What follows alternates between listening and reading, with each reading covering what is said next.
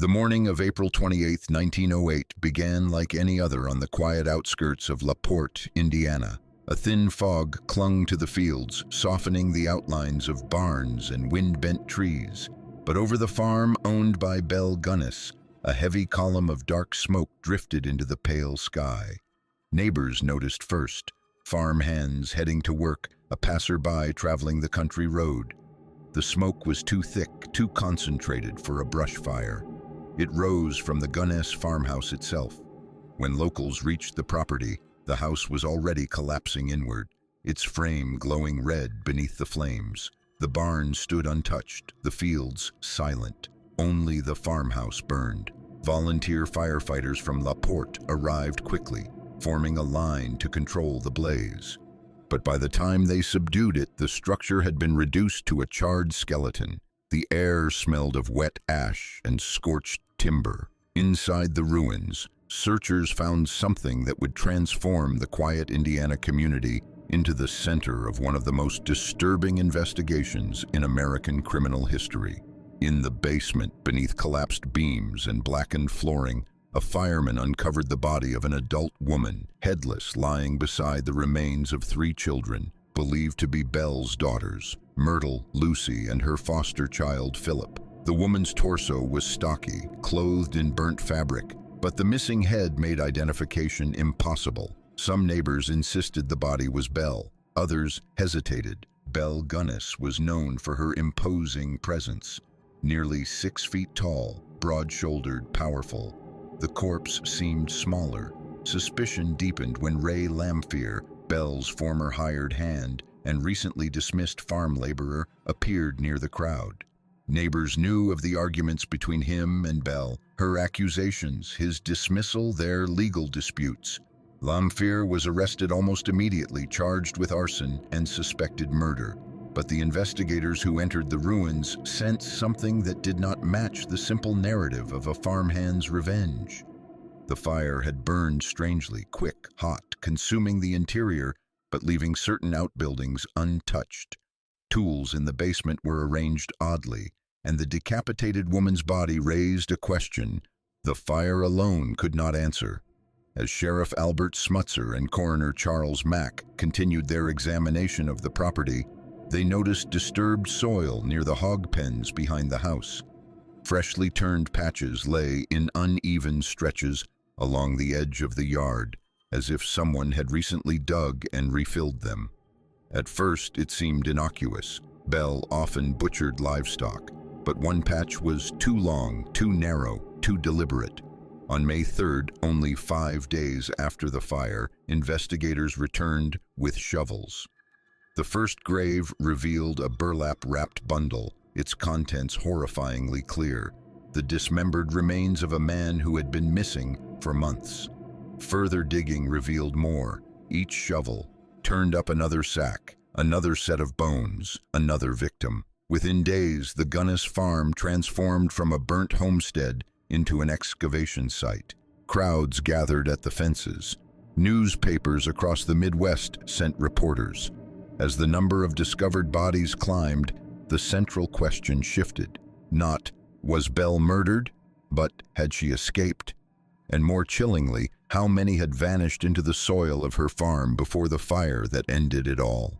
The investigation had begun, and with it, the unraveling of the life of Belle Gunness, one of the most prolific and enigmatic killers in American history. Belle Gunness began her life far from the quiet farmland of Indiana. She was born Brynhild Pulsdotter Sturset on November 11, 1859, in the rural village of Selbu, Norway. A landscape of steep hills, narrow valleys, and modest wooden homes pressed against the cold northern air.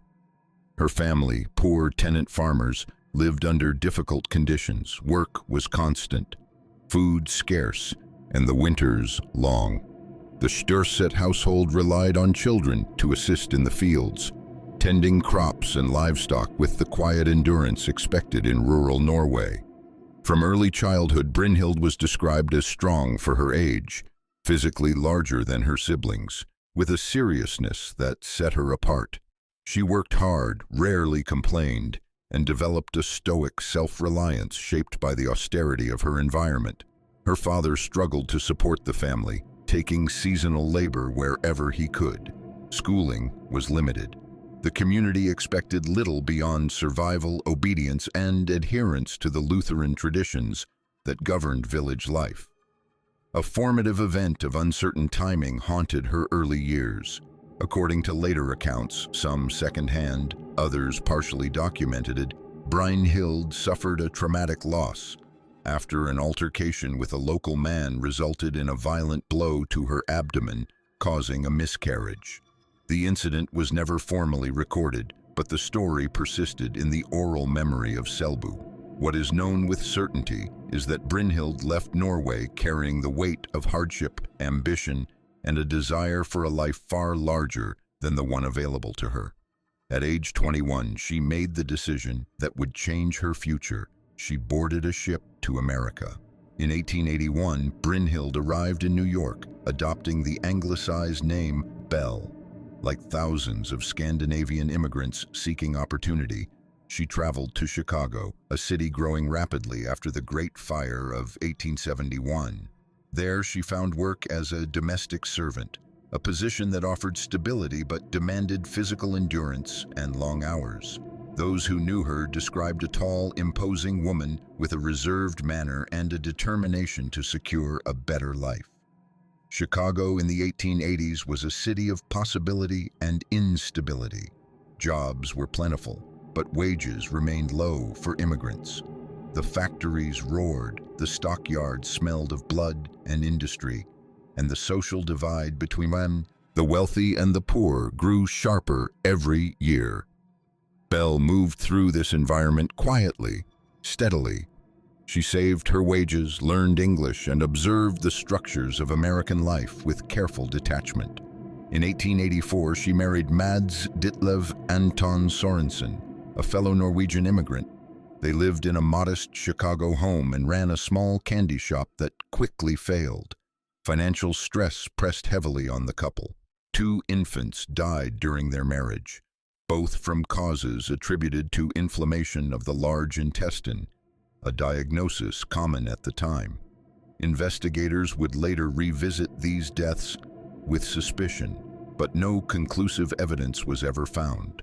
Belle's life during these early Chicago years revealed elements that would later define her: resilience, calculation, and an understanding of the financial tools available to American families. She and Mads carried multiple life insurance policies, an arrangement not uncommon among working-class households seeking security. When their home later burned under mysterious circumstances, the insurance payout allowed Belle to relocate and restart her life.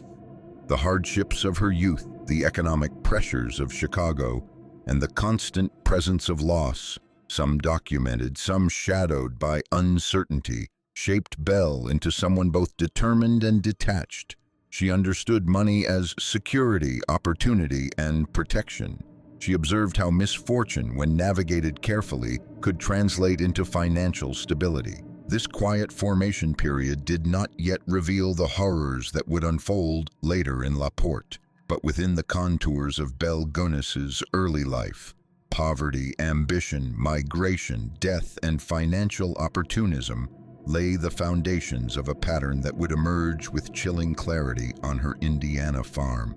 When Belle Gunness left Chicago for the quiet farmland of LaPorte, Indiana, in 1901, she carried with her more than trunks and tools. She carried a history of insurance claims, unexplained tragedies, and an understanding of how death could be made to look ordinary. The move marked a transition from urban hardship to rural opportunity, and it was in this remote landscape, fields, hog pens, and an isolated farmhouse, that the first confirmed murders connected to her life began to take shape. Her husband, Mads Sorensen, had died in Chicago in 1900 on a day of unusual coincidence. 2 overlapping life insurance policies were both active for that single date. The official cause was reported as heart failure, possibly linked to complications of illness. Some later investigators speculated about poisoning, but there was no autopsy, and no evidence survives beyond suspicion. Belle collected the combined payout and within a year moved to LaPorte with her 3 children and her foster daughter, Jenny Olson. In LaPorte, Belle purchased a farm on McClung Road, a large property with a stout farmhouse, outbuildings, and enough acreage for livestock. Locals described her as hard-working, physically powerful, and unusually direct. She blended into the rural community easily enough, yet something about her quiet, controlled manner left an impression.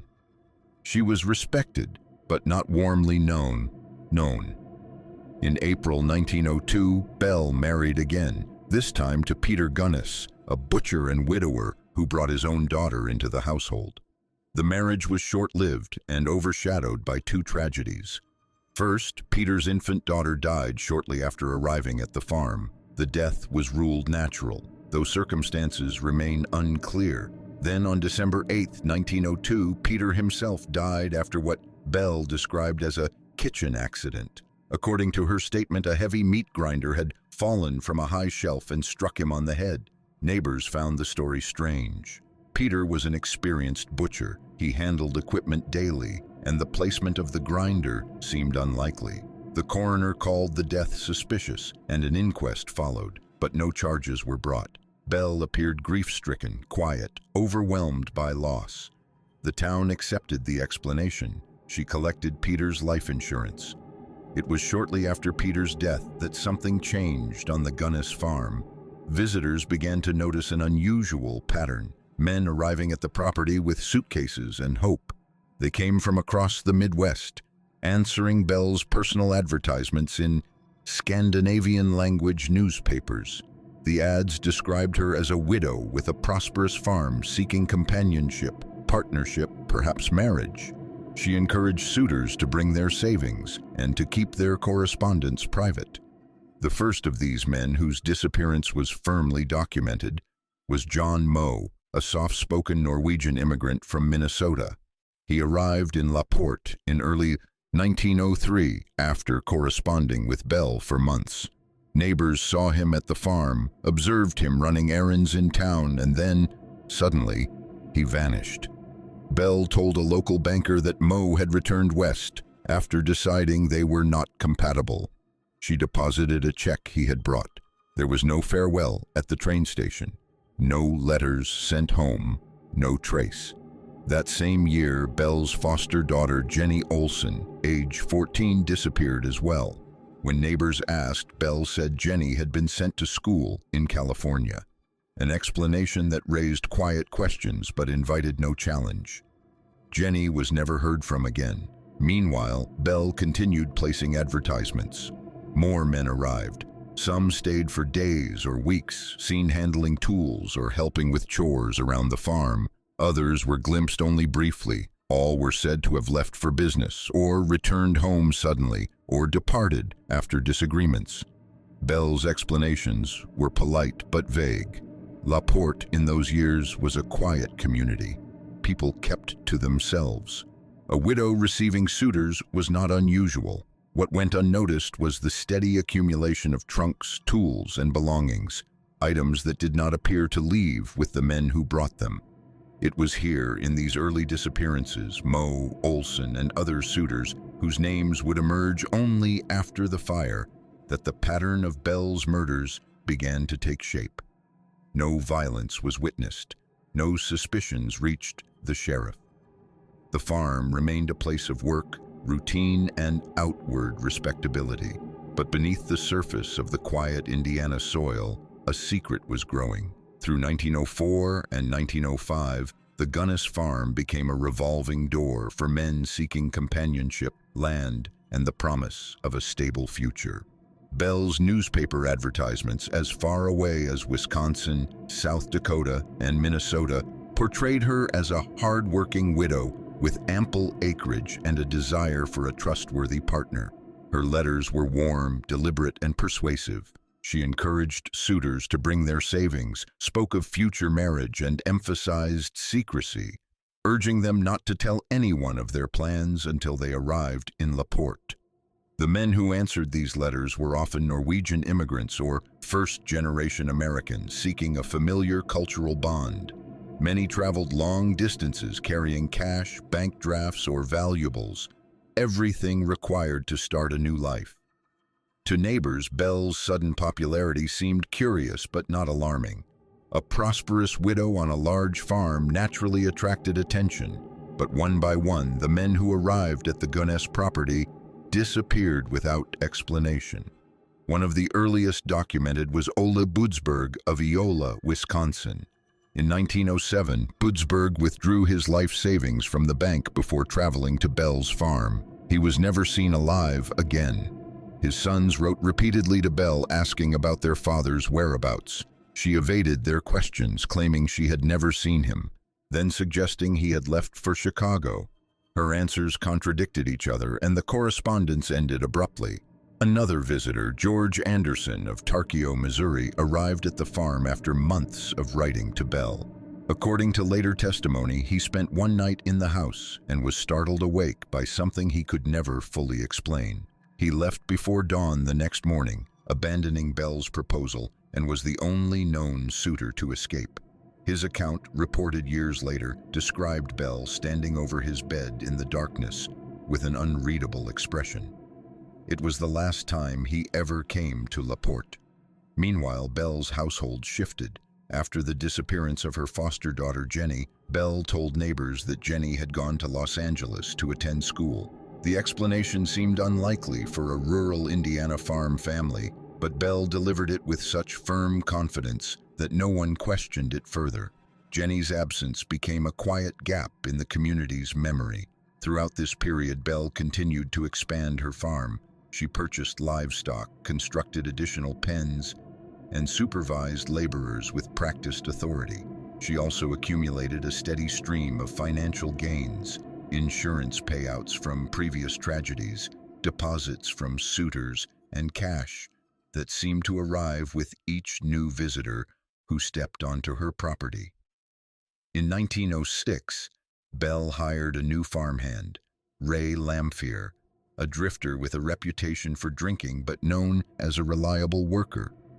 Ray became infatuated with her, and neighbors later recalled seeing tension between them. Belle's control, Ray's jealousy. Their relationship was ambiguous and volatile, but Ray remained loyal to her, working long hours and quietly accepting her demands. During these same years, more men arrived. Henry Gerholt from Wisconsin disappeared in 1906. John H. McJunkin from Pennsylvania visited in 1906 and vanished. Olaf Svenherud from Wisconsin traveled to Laporte in 1906 and was never heard from again. Belle offered different explanations to different people. Some men left on business, some changed their minds, others returned home unexpectedly. Her accounts rarely aligned with confirmed sightings or known travel patterns. Yet because each disappearance occurred quietly, without witnesses, no immediate link formed between them.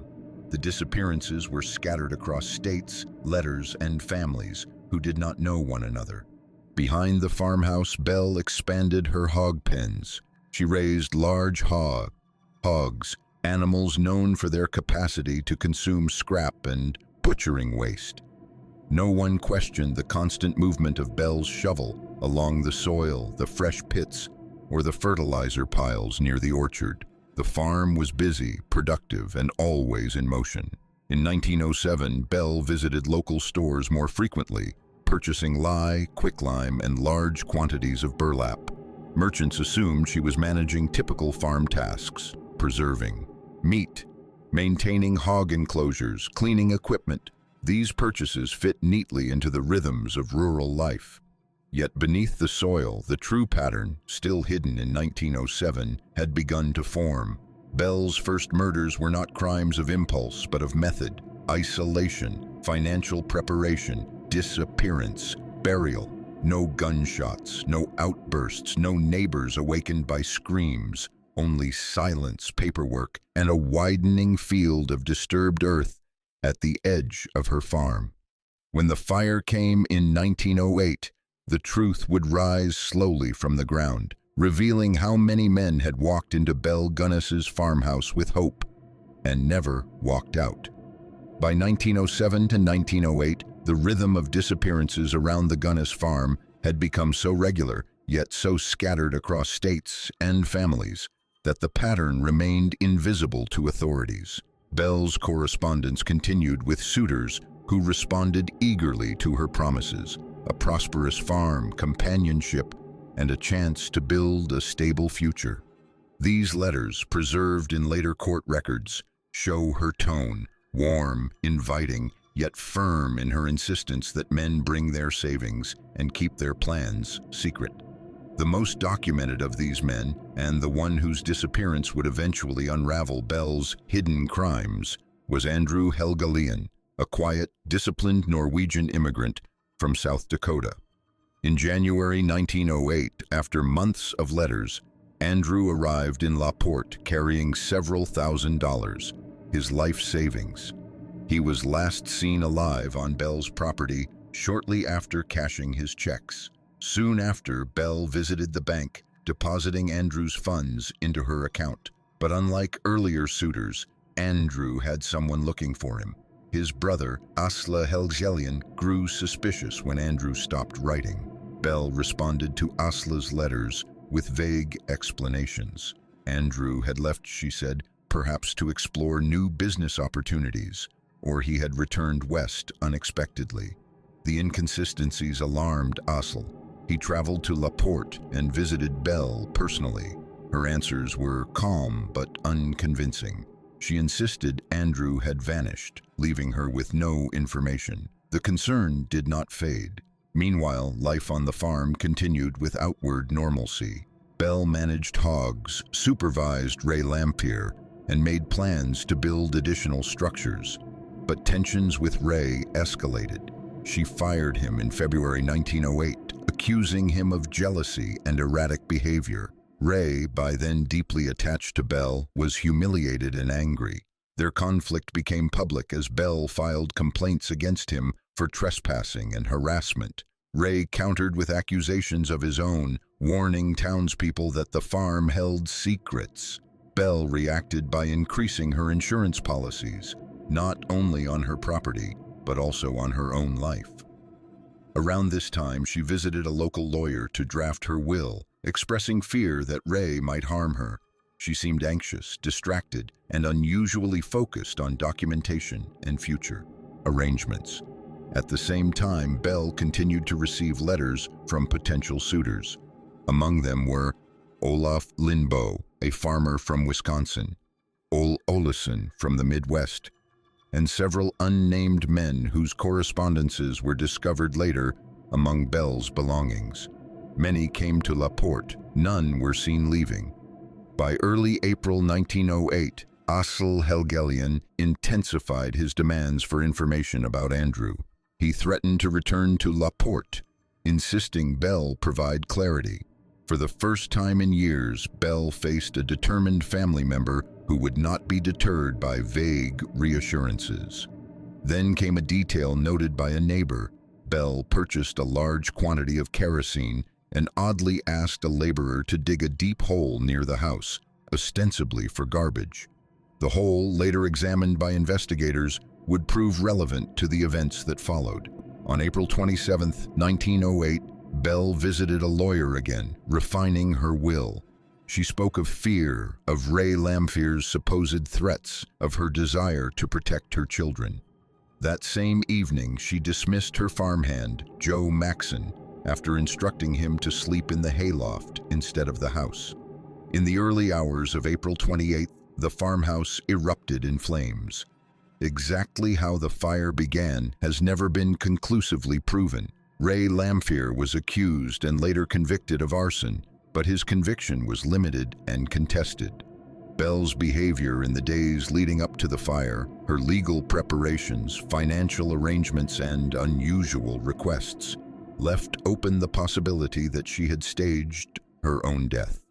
The body found in the ruins, headless and smaller than expected, only deepened the uncertainty. When investigators began to search the farm after the fire, The first discoveries emerged from the disturbed soil near the hog pens. Burlap sacks, bones, human remains dismembered and carefully buried. Among them, identified through dental work, was Andrew Helgelien. The unearthing of these remains marked the moment the quiet disappearances of years past crystallized into a single, horrifying realization. Belle's first murders, once hidden beneath routine, secrecy, and the quiet acceptance of rural life, had been real, and they were only the beginning. By 1906, 1908, the quiet pattern that had shaped Belle Gunness's first murders widened into a systematic, calculated routine. What began as isolated disappearances evolved into a continuous cycle of correspondence, invitation, arrival, and sudden erasure. The Gunness farm, outwardly ordinary, an expanse of fields, hog pens, a barn, and a stout farmhouse, had become the silent center of one of the most extensive series of disappearances in early American criminal history. Belle's method was consistent and efficient. She placed personal advertisements in Scandinavian-language newspapers, presenting herself as a prosperous widow, seeking companionship and partnership on her well-tended and profitable farm. Her letters were crafted with deliberate warmth, promising mutual benefit and a stable future. She urged suitors to liquidate their assets, bring their savings, and come prepared to invest in the farm or into their life together. Dozens answered. Men arrived by train carrying trunks, tools, and hopeful anticipation. Neighbors saw them helping Belle with chores, repairing outbuildings, or walking the fields beside her. They stayed for a day or several. Then they vanished without farewell, without return tickets purchased, without belongings shipped home.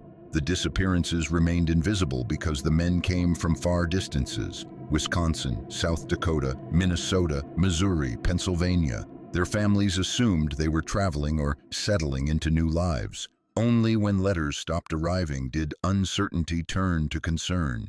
But the families did not know each other, did not share the same newspapers, and had no reason to suspect a connection. Belle responded to their inquiries with polite, misleading explanations crafted carefully enough to quiet suspicion. During these years, the number of missing men linked to Belle grew steadily. Henry Gerholt, missing after withdrawing his savings in 1906. John McJunkin, last seen in 1906. Olaf Svenherud, who disappeared the same year.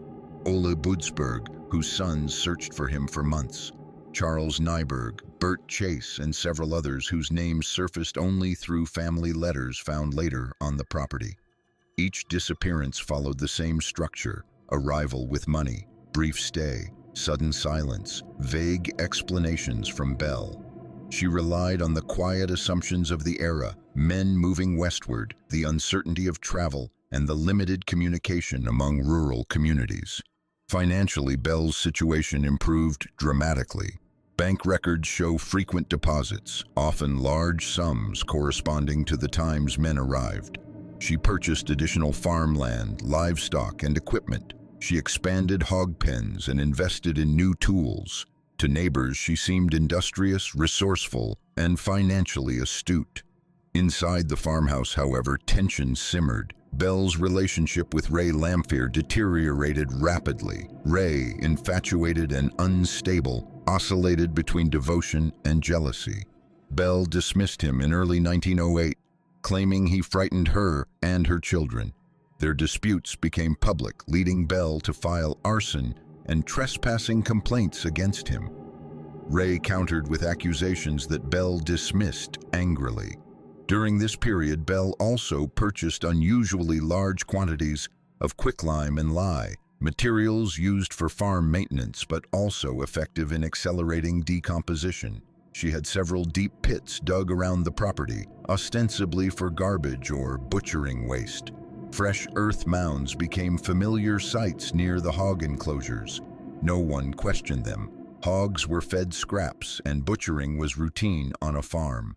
By late 1907, rumors began to surface, not of murder, but of Belle's stern temperament, her financial acumen, and her string of suitors. Some neighbors wondered aloud how so many men could come to the farm without staying long. Others dismissed the concerns. Belle was respected, and her reserved demeanor commanded caution. People kept to themselves. It was the disappearance of Andrew Helgelien, however, that marked the quiet turning point. His brother Asla's persistence was unlike anything Belle had confronted before. His refusal to accept vague answers, his return to Laporte, and his increasing determination placed pressure on Belle that did not dissipate with time. By April 1908, Belle seemed unsettled. She drafted her will, increased insurance policies, dismissed workers, and expressed fears of Ray Lamphere to neighbors, lawyers, and storekeepers alike. Whether those fears were genuine or strategic remains unknown. But what is certain is that the phase of silent, unnoticed escalation was nearing its end. The soil behind the hog pens now held layers of evidence: burlap, bones, personal items, and secrets bound by the silence of solitary crimes. The fire that would expose all of it was only days away. By early 1908, the Gunness farm had become a self-contained world of secrets. The outward life of the property remained steady. Hogs fed at dawn, smoke curling from the kitchen chimney, Belle overseeing workers with her characteristic firmness. Yet beneath the surface, tension grew. Belle's routine of receiving suitors, handling their finances, and offering vague explanations for their departures was beginning to strain under the persistence of one man, Asl Helgelien. Asla's letters, sharper and more insistent than those of other families, pressed Belle for details she could not easily deflect. She responded with contradictions. Andrew had left for Chicago, then he had returned west, then he departed suddenly after an argument. The inconsistencies cast a shadow over her usual control. Neighbors noted that Belle seemed distracted, more abrupt in her dealings, her composure punctured by moments of unusual agitation. Meanwhile, Belle continued to receive suitors even as the pressure mounted. Olaf Lindboe, a Wisconsin farmer, corresponded with her in early 1908. He told relatives he planned to invest in her farm. He arrived in Laporte and vanished soon afterward. Another man, Ole Olesen, is believed to have visited around the same period. He too disappeared without trace. But these men left no immediate searchers behind. Their families assumed they had traveled onward, settled elsewhere, or simply drifted out of contact, a common occurrence in an era of uncertain communication. To the community of Laporte, Belle still played the role of a capable widow managing a demanding property. Yet subtle details began to trouble observers. She purchased unusual quantities of kerosene, quicklime, and burlap sacks. She asked a laborer to dig a deep trench near the farmhouse, too large for refuse, too deep for typical farm needs. When questioned casually, she replied it was for rubbish, her tone cutting short any further inquiry. The household itself was shrinking. With Jenny Olsen gone, Belle tended only to her 3 remaining children, Myrtle, Lucy, and Philip. She mentioned Jenny only briefly, repeating the claim that she had gone to California for schooling. Though some neighbors found the story implausible, Belle's controlled manner discouraged further questions. The relationship with Ray Lamphere deteriorated rapidly. Ray's jealousy, once limited to sullen remarks, escalated into public conflict. He accused Belle of deceit. She accused him of threats. Belle dismissed him from employment in February and sought to have him declared mentally unfit. Ray, in turn, hinted darkly that Belle's farm was not what it seemed. His warnings, spoken while drunk, bitter, or desperate, were dismissed by locals as the ramblings of a rejected admirer. Yet Belle herself seemed unsettled by Ray's behavior. She visited an attorney on April 27, 1908, revising her will and expressing fear that Ray might harm her. The attorney later noted that her manner was tense, controlled, but unusually urgent. She mentioned her children repeatedly. She insisted that her property be handled carefully in case of her death. That same evening, she made a series of deliberate preparations. She told farmhand Joe Maxon not to sleep in the farmhouse, instructing him to rest in the hayloft instead. She purchased additional kerosene. She moved documents, valuables, and personal items into a locked room.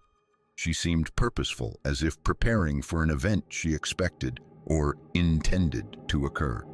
In the final days leading to the fire, Belle was seen arranging objects around the house, repositioning trunks, organizing possessions, tending to clothing. Maxon recalled hearing noises that night, the soft thud of movement downstairs, the faint creak of floorboards. He assumed Belle was preparing for early morning chores. The fire began before dawn on April 28, 1908. The flames moved with startling speed, consuming the farmhouse before anyone could react. Joe Maxon escaped the hayloft, rushing toward the house as it collapsed. The intensity of the blaze shocked even the volunteer firefighters who arrived minutes later. By sunrise, the structure was a blackened ruin. 4 bodies were found in the basement, 3 children and a headless adult woman. Neighbors gathered at the fence, whispering. The children were identified quickly, but the woman, smaller than Belle, without her distinctive frame, drew immediate doubt. Ray Lamphere was arrested within hours, accused of arson. Yet the more investigators examined the ruins, the more questions arose. Why had the fire burned so selectively? Why was the woman decapitated? And where was Belle's head? The escalation of Belle Gunness's crimes had reached its climax, not through confrontation, but through a fire that concealed more than it revealed. The truth lay not in the ashes of the farmhouse, but in the dark soil behind it.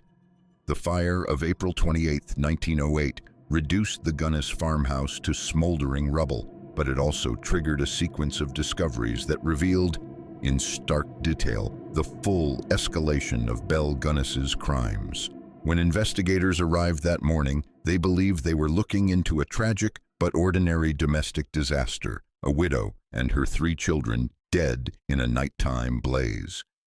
But nothing about the fire, the bodies, or the property aligned with that simple narrative. The body found with the children in the basement was immediately suspect. Though burned beyond recognition, the torso appeared too small to be Belle's. Belle Gunness was nearly 6 feet tall and powerfully built. The corpse measured significantly shorter, even accounting for contraction due to fire. More troubling was the absence of a head, not burned away, but missing entirely. Coroner Charles Mack expressed doubt almost from the outset. Local residents, familiar with Belle's imposing stature, echoed his skepticism. As the debate over the corpse unfolded, investigators noticed disturbed soil behind the ruins, areas where the ground had been recently turned, the edges too neat, too purposeful for ordinary farm work. The hog pens nearby had long been a source of speculation. Belle raised large hogs, capable of consuming significant quantities of meat and scraps. But the ground around those pens carried a different, deeper stillness now. On May 3rd, Sheriff Albert Smutzer and his men began to dig. The first discovery was small, a burlap-wrapped bundle containing human remains, dismembered and tightly packed. The bones belonged to an adult male. Then another bundle emerged, and another. Word spread quickly, and soon crowds gathered, climbing fences, filling the dusty road, watching in stunned silence as the earth of the Gunness farm yielded its secrets. Within days, investigators uncovered multiple bodies in varying states of decomposition. Some were mere skeletal fragments, others retained enough structure to suggest recent death. Among the remains were those of Jenny Olson, Belle's missing foster daughter. The explanation Belle had long given, that Jenny had left for school in California, dissolved instantly. Jenny's bones told a different story. She had died on the farm years earlier. Investigators also uncovered the body of Andrew Helgelin, identified by dental work. His discovery confirmed what his brother Asla had feared and what Belle had tried repeatedly to conceal. Andrew's body was found with several other men, arranged in pits that reflected method rather than haste. As the excavation continued, the scale of the burial site widened. Artifacts surfaced: watches, dentures, pocket knives, letters, and personal effects belonging to missing men who had corresponded with Belle. The list of identified victims grew to include Ole Boodsberg of Wisconsin, Olaf Svenerud, Henry Gerholt, John McJunkin, and several other men whose identities could not be confirmed due to decomposition. Newspapers across the country reported daily on the LaPorte horror, the Indiana Bluebeard, and eventually Lady Bluebeard. Drawing crowds of thousands to the farm, reporters described the scene with a mix of shock and fascination. Piles of unearthed bones, the smell of decay, the methodical digging by deputies, and the eerie normalcy of hogs wandering near the excavation site. Belle's meticulous planning became clearer with each pit uncovered. The burial sites were arranged near the hog pens, where the soil remained soft and easy to turn. Bodies were often dismembered, wrapped in cloth or burlap, and buried in shallow trenches. Quicklime, found in large quantities on the property, had been used to speed decomposition. Belle's purchases of these materials, once seen as ordinary farm needs, now formed part of a pattern of concealment. Meanwhile, the question of the headless woman grew more pressing. Could Belle have staged her death? Witnesses recalled seeing her rushing through town days earlier, purchasing groceries and speaking hurriedly. One claimed she mentioned leaving soon. Others noted her tense demeanor in the week before the fire. Her final will, drafted just the day before the blaze, seemed less like preparation for danger and more like a calculated step in a larger plan. Under interrogation, Ray Lamphere denied killing Belle, but admitted that she feared exposure from multiple directions. From the Helgelian investigation, from mounting debts, and from the rumors surrounding her suitors. Lamphere suggested Belle may have fled the farm on the night of the fire, leaving behind another woman's body to mislead authorities. But Ray's statements were inconsistent, shaped by resentment, confusion, and attempts to protect himself. Whether Belle died in the fire remains one of the enduring mysteries. What is undeniable is that the fire marked the final moment of her escalating crimes, not by extinguishing them, but by exposing them. The earth behind the farmhouse revealed the work of years. A quiet, secretive sequence of courtships, financial entanglements, disappearances, and burials. A pattern of methodical violence hidden beneath the appearance of rural widowhood. With the bodies unearthed and the community reeling, the investigation shifted to its final phase. The search for truth, the prosecution of Ray Lamphere, and the question that still haunts the case. What became of Belle Gunness? In the days following the fire and the first graves uncovered behind the Gunness farmhouse, LaPorte transformed from a quiet agricultural community into the epicenter of one of the most disturbing criminal investigations in early American history. Reporters flooded the town. Trainloads of curious onlookers arrived daily. Vendors set up food stands near the farm as thousands gathered behind rope lines to watch deputies dig through the dark soil. The rural calm of Indiana was gone, replaced by a morbid fascination that newspapers called the tragedy of the century. Sheriff Albert Smutzer, overwhelmed by the influx of national press, attempted to maintain order on the property. Deputies expanded the search perimeter, methodically uncovering new burial sites. Each discovery deepened the investigators' understanding of Belle Gunness's calculated method: dismemberment, wrapping in burlap, burial near the hog pens, and the use of quicklime to accelerate decomposition. What astonished investigators most was the consistency. The pits were spaced with deliberate care, the remains arranged as though Belle had repeated the same process again and again. The discovery of Jenny Olson's remains was the first clear indication that Belle's crimes had begun long before the arrival of adult suitors. Her disappearance in 1906, once explained as a move to a California boarding school, had been accepted without question. Now Jenny's bones, covering she had died on the farm, her body hidden beneath layers of soil and Belle's carefully maintained facade.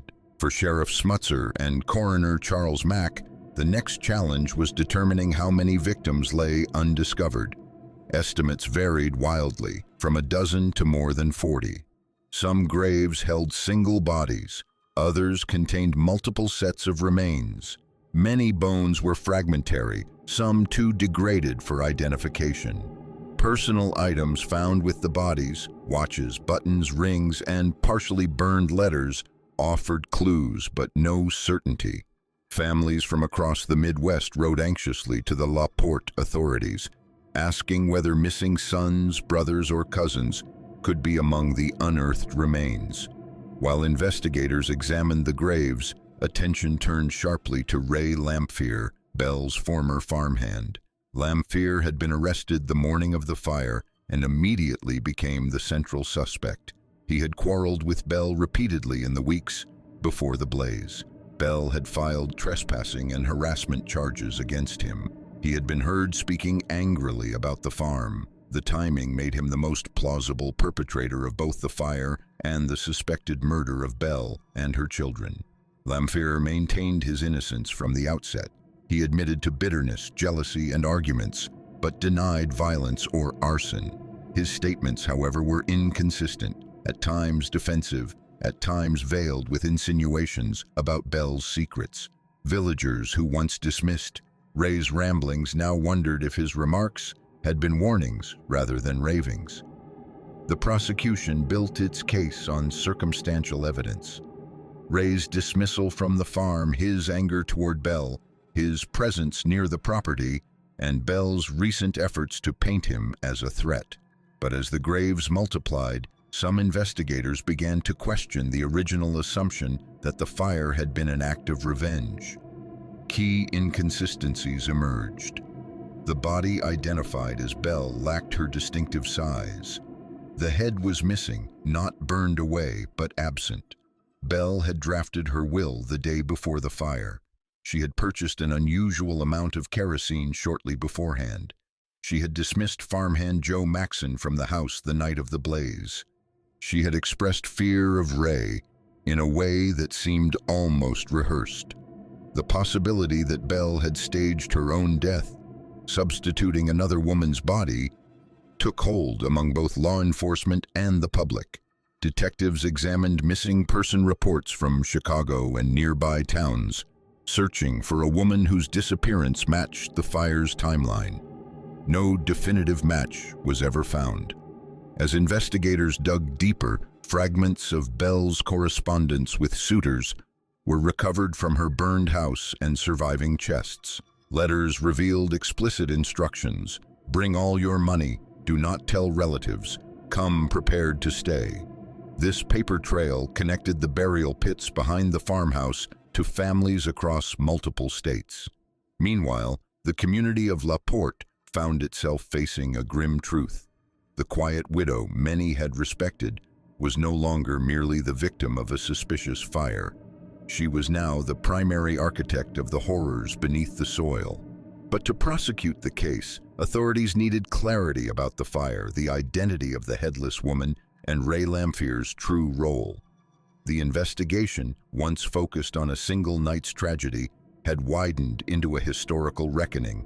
With Ray now at the center of legal proceedings, he insisted were rooted in lies Belle had crafted before she vanished into the smoke.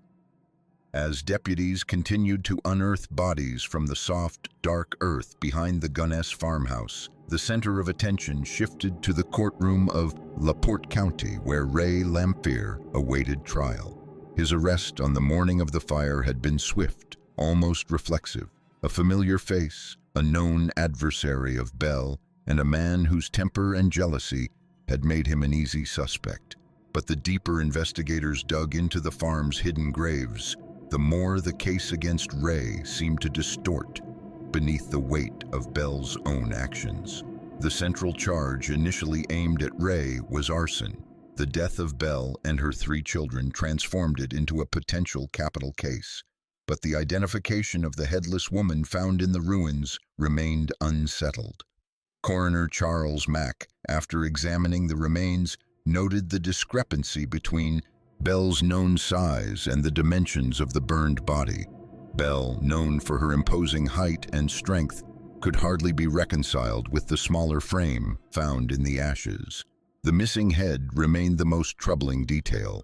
Burn patterns inside the farmhouse indicated that high temperatures had collapsed structural beams, but not to the degree that a skull would vanish entirely. Investigators considered, quietly, then aloud, the possibility that the body had been placed deliberately and that Belle herself had fled.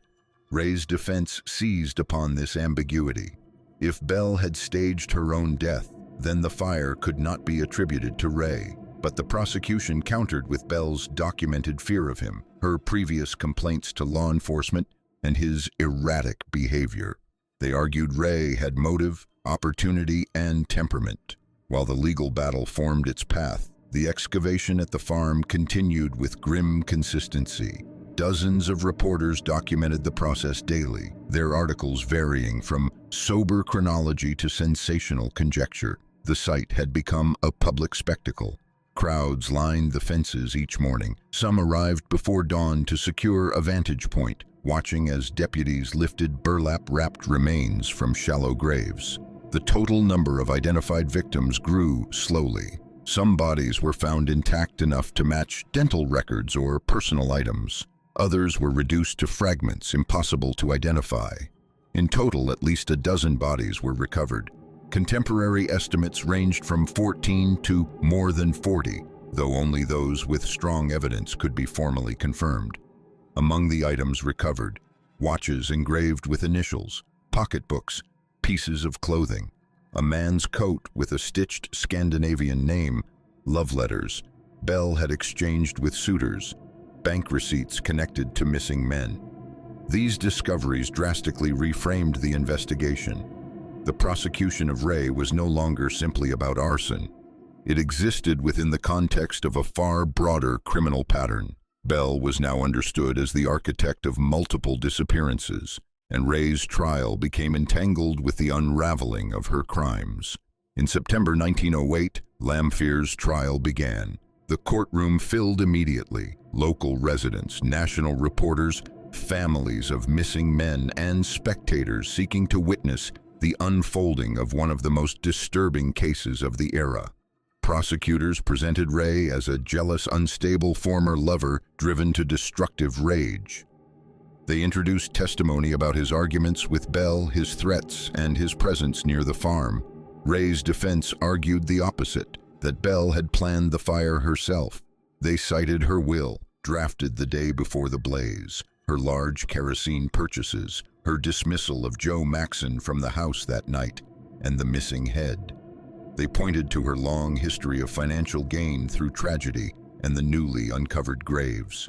Ultimately, the jury did not convict Ray of murder. The evidence linking him to Belle's death was too uncertain, and the identity of the headless woman too unresolved.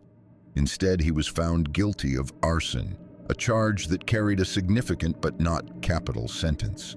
He was sent to the Indiana State Prison. In prison, Ray became increasingly ill. During his final months, he spoke frequently with Reverend E. Salveson, revealing details that complicated the narrative further. Ray claimed Belle had planned the fire, killed the woman whose body was found, and fled the farm with hired assistants. While his statements varied in detail and were never corroborated fully, they deepened the enduring uncertainty about Belle's fate. Back in LaPorte, investigators focused on cataloging the recovered remains, matching belongings to missing person reports, and documenting the systematic nature of Belle's crimes. The farm, once a place of quiet work, became a grim archive of evidence, a place where lives had ended silently, efficiently, and without witness. The investigation was no longer about a single fire or a lone suspect. It had become a reckoning with the legacy of a woman who had used isolation, secrecy, and the vulnerabilities of the era to construct a facade strong enough to conceal one of the most extensive series of murders in American history. The months after Ray Lamphere's conviction were marked by an intense effort to bring clarity to a case that resisted resolution at every turn. The Gunness farm, once a functioning homestead, had become a forensic landscape. Investigators sifted through ashes, examined recovered letters, cataloged bones, and attempted to match the remains with the long list of missing men whose families had come forward after reading the headlines. The full scale of Belle Gunness's crimes began to take shape not from a single discovery, but from the accumulation of consistent details. Bank withdrawals aligned with men's arrivals, letters urging secrecy, quicklime purchases, freshly dug soil, and personal items recovered near the pits. Sheriff Albert Smutzer oversaw the continuing excavation, though by late 1908, the ground had yielded most of what it would give. The number of confirmed victims remained uncertain. Some bodies were so fragmented that identification was impossible. Early press reports, carried away by sensationalism, speculated that the death toll could reach 50 or more. Historian consensus places the number at least a dozen, with estimates ranging higher based on circumstantial evidence. What remained clear, however, was that Belle Gunness had orchestrated a methodical pattern of murder across several years. After Ray's imprisonment, public focus shifted to the question that investigators could not answer: was Belle dead or alive? The body found in the farmhouse ruins continued to divide opinion. LaPorte physicians disagreed about its identity. Some believed fire shrinkage could account for the size difference. Others argued the discrepancy was too large. Belle's distinctive dental records were never conclusively matched. The missing head, never recovered, left the most troubling gap. More than once, people across the Midwest reported sightings of a tall, strong Norwegian woman traveling under different names. None of these sightings were confirmed, but they kept the speculation alive. Newspaper columnists debated whether Belle had vanished into the anonymity of early 20th century America, aided by her understanding of insurance, property law, and cash transactions. Theories flourished, but evidence remained elusive. Inside prison walls, Ray Lamphere grew ill. His health declined rapidly, and by December 1909, he was near death. In his final weeks, he requested to speak with Reverend E. Salveson, the minister who had visited him regularly. The conversations between Ray and the Reverend became the source of the most debated testimony in the entire investigation. According to Salveson, Ray admitted the following shortly before his death: Belle had not died in the fire. She had staged the event deliberately. Ray claimed Belle had chloroformed the unidentified woman, murdered her, and placed her body in the basement to mislead authorities. Belle then allegedly set the fire with Ray's knowledge, though he denied assisting directly. Afterward, Ray said Belle fled the farm, disappearing into the countryside with hired help. These statements, recorded by the minister, were never independently verified. Ray had reasons to shift blame, reasons to seek redemption, reasons to cloud the truth. Investigators treated his confession with caution, but the inconsistencies in the physical evidence made his words difficult to dismiss entirely. Meanwhile, the Gunness farm transitioned from crime scene to historical curiosity. Portions of the land were eventually sold. Some of the recovered artifacts were preserved by the LaPorte County Historical Society. Visitors came for years afterward, walking the edges of what had once been pits, barns, and hog pens, imagining the silent routine that had concealed so many deaths. For the families of Belle's victims, the aftermath was one of partial closure. They knew the fate of their missing relatives. They saw the unearthed remains, the evidence of dismemberment, the letters Belle had written, but the absence of a final answer about Belle's own fate left a shadow over their grief. The mastermind of the crimes remained, in the most literal sense, unaccounted for. By 1910, the criminal investigation was formally closed. No further charges could be brought. There was no body to bury with certainty, no grave to mark Belle's end. The case entered the realm of unresolved American history, thoroughly documented, widely analyzed, but eternally incomplete. Ray Lamphere died in prison on December 30th, 1909, taking with him whatever certainty might have existed about the truth of the fire. The Gunness farm returned to silence.